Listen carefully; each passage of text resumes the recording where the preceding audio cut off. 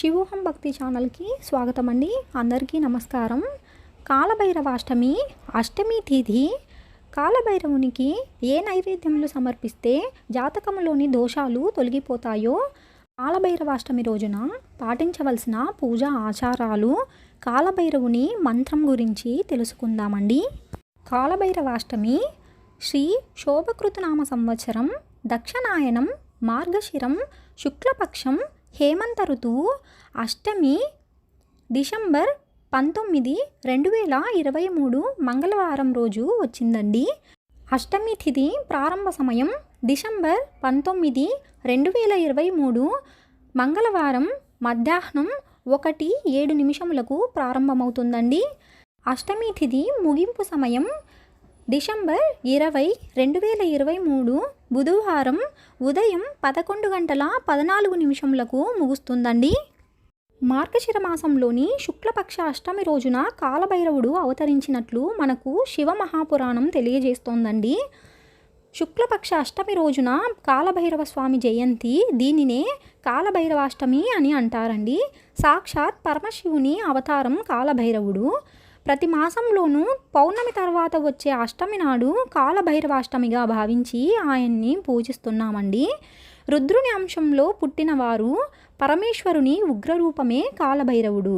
కాలము అనబడే శునకమును వాహనముగా కలిగి ఉంటారు కనుకనే ఈయనను కాలభైరవుడు అంటారండి. నుదుటున విభూతి రేఖలను ధరించి నాగప్రాముని మొలత్రాడుగా చుట్టుకొని గద, త్రిశూలం, సర్పం, పాత్ర చేతబట్టి దర్శనమిచ్చే కాలభైరవుడు సాక్షాత్తు పరమశివుని మరొక రూపమైన కాలుడి స్వరూపమండి. శునకమును కాలభైరుడి స్వరూపముగా భావించి పూజించి గారెల దండలు వేసి తినిపిస్తారండి.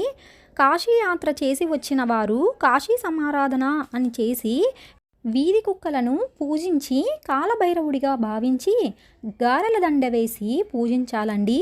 ఆలయాల్లో జరిగే భైరవ లక్షార్చన, శ్రీరుద్ర యజ్ఞం, శ్రీ భైరవ హోమం మొదలైన వాటిలో పాల్గొనాలండి. ఇవాళ స్వామిని 8 రకాల పుష్పాలతో పూజించాలండి. భైరవాష్టమి రోజున ఆయనను ఆరాధించడం ద్వారా అష్టైశ్వర్యాలు చేకూరుతాయండి.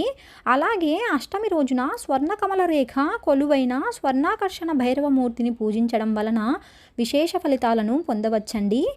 శ్రీ భాగవత్పాద ఆదిశంకరుడు సృష్టించిన ఈ భైరవ ఆరాధన వ్యాధులను నయం చేస్తుందండి.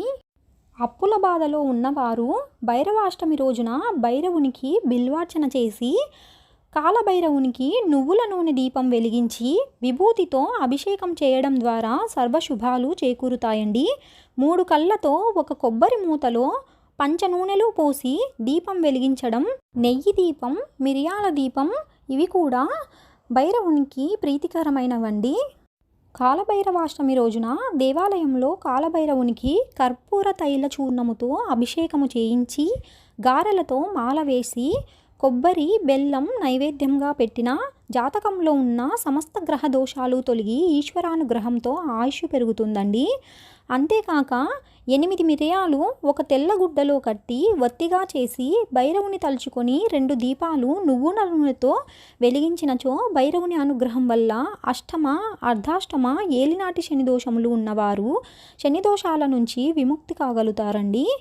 శ్రీ భైరవాష్టమి రోజున ఆలయంలో భైరవ దర్శన చేసి భైరవుడి వాహనమైన శునకముకు పెరుగన్నం, తీపి పదార్థములను నైవేద్యంగా పెట్టడం వలన అపమృత్యు దోషాలు తొలగిపోతాయండి.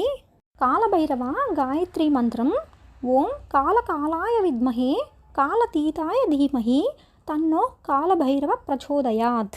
ఈ గాయత్రి మంత్రాన్ని 108 సార్లు పఠించి పూజించినట్లయితే నయం కాని అన్ని వ్యాధులు నయమవుతాయండి. కాలభైరవాష్టమి రోజున సమీపంలోని శివాలయానికి వెళ్ళి భైరవుడిని ఆరాధించడం వలన శత్రు సమస్యలు దూరమవుతాయండి. దీని ఫలితంగా శత్రువుల బాధలు, పేదరికం తొలగిపోతుందండి. శనివారము, మంగళవారాలు కాలభైరవునికి అత్యంత ప్రీతికరమైన రోజులండి. తరచూ గొడవలు, ఏదో ఒక సమస్య, తలపెట్టిన పనుల్లో ఆటంకాలు ఎదురవుతూ ఉంటే కాలభైరవ అష్టకాన్ని పఠించిన అనారోగ్య బాధలు, అనవసర కలహాలు తొలగిపోతాయండి. కాలభైరవాష్టమి రోజున పాటించవలసిన పూజా ఆచారాలు: తెల్లవారుజామునే నిద్రలేచి పుణ్యస్నానాలు ఆచరించాలండి. ఇంటిని పూజ గదిని శుభ్రంగా ఉంచుకోవాలండి. కాలభైరవ విగ్రహం లేదా ఫోటో లేదా యంత్రం ముందర ఆవాల నూనెతో దీపాన్ని వెలిగించాలండి. తీపి పిండి వంటకాలు లేదా హల్వాని నైవేద్యంగా సమర్పించాలండి. కాలభైరవుణ్ణి ప్రసన్నం చేసుకోవడానికి కాలభైరవాష్టకాన్ని పఠించాలండి. కాలభైరవ ఆలయాన్ని సందర్శించి అక్కడ ప్రార్థనలు చేసి ఆవాల నూనెతో కాలభైరవునికి 4 వైపులా దీపాన్ని వెలిగించాలండి. కాలభైరవాష్టమి రోజున పఠించవలసిన మంత్రం ఓం కాలభైరవాయే నమః.